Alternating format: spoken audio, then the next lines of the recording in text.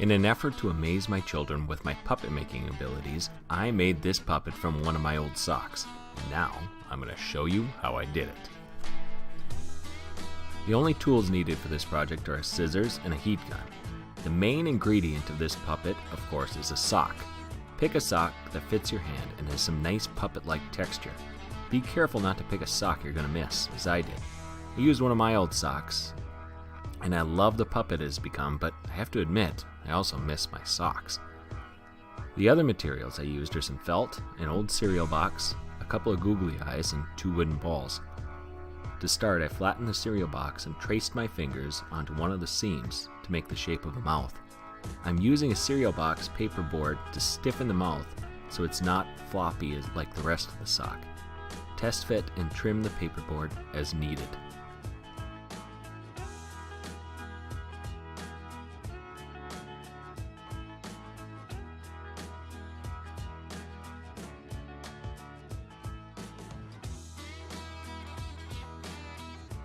After doing some final trimming to size, I then cut a piece of felt slightly larger than the cardboard mouth. I then used my hot glue gun to glue the felt to the paperboard mouth.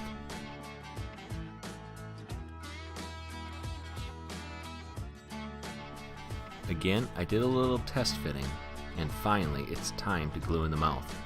I applied glue to the back of the mouth and held it in position till it was dry.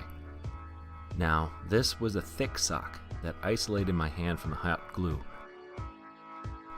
Here I'm applying a seam of glue around the mouth to keep the felt attached to the sock and not looking frayed. Now the finishing touch is the eyes. I had some 1-inch wooden balls in my pile of craft parts, so I used those. I was originally thinking of trying to use ping pong balls, but I couldn't find any.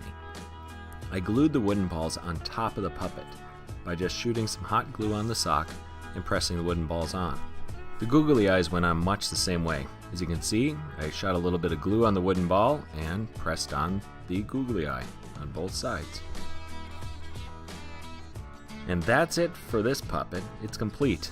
It's simple, but we like it a lot. And I assume that sooner or later, my kids will stop being annoyed as I walk around the house and talking in puppet voices. Thanks for watching, and don't forget to subscribe.